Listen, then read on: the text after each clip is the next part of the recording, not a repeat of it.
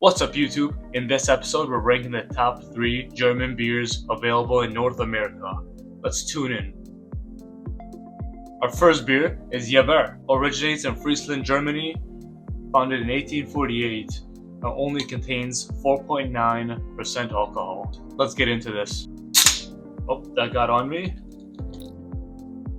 Off the bat, this is super light, super foamy, as you can tell. It looks like it takes a while for the foam to go down. It is super light. It almost looks like it's watered down. This is going to be interesting to drink.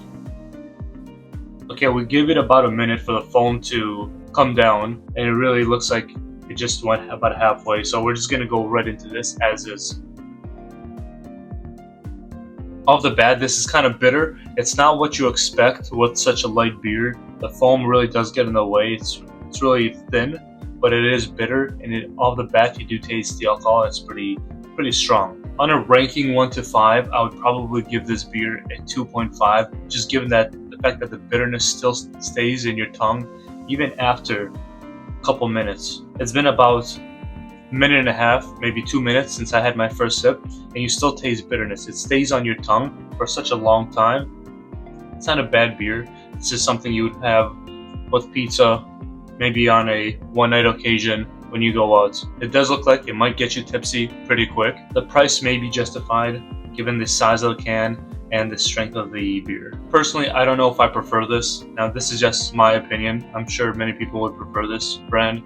It does sound very French, but this is pure German beer. Now, let's move on to the next.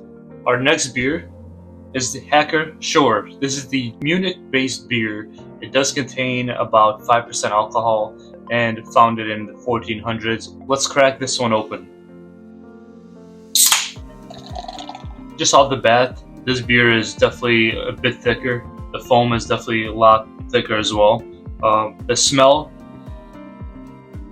it smells like a dirty diaper. It does not smell that good, but hopefully the taste is a bit different. But we're just gonna go right into this. You don't feel the same type of sting you felt on a previous beer with this beer. This does feel lighter in a way. You certainly do feel the alcohol. I would say this is probably a preferred beer. If we're gonna rank this beer, I would give it a 3.5 just because the flavor is more preferred. You can combine this with pizza, you can combine it with nuts. This is just an everyday bar drink. Now, would I have this on a regular basis? Probably not. I prefer something even a bit lighter than that, just because I want to enjoy the beer. I don't necessarily want the aftertaste of the beer to hit me and remain in my mouth. I want to taste the flavor even after I have some food with it. Our third and final beer is a Gusser. Now, we went a different route with this beer. This is not necessarily a German beer. This is a Austrian beer. It is a blonde. It was founded in 1800s, so it's really not as old as the 2 previous beers we had. But it is the strongest beer we've had at 5.2% alcohol. Let's get into this. Now, off the bat, this is probably the lightest beer we've had yet. The foam is clearing up a lot quicker than the previous beers, so that's always a good sign. We don't want to wait for the foam to clear up to get into the beer. Let's see if it has that smell test. Yes, this smells like a beer, unlike the previous beer we had. Let's get into this. Don't let the lightness of the beer deceive you. This is definitely a strong beer. It tastes like it's almost home brewed. If you ever had home brewed wine, there's this small kick. I think it's very similar to the small kick that you experience with this beer.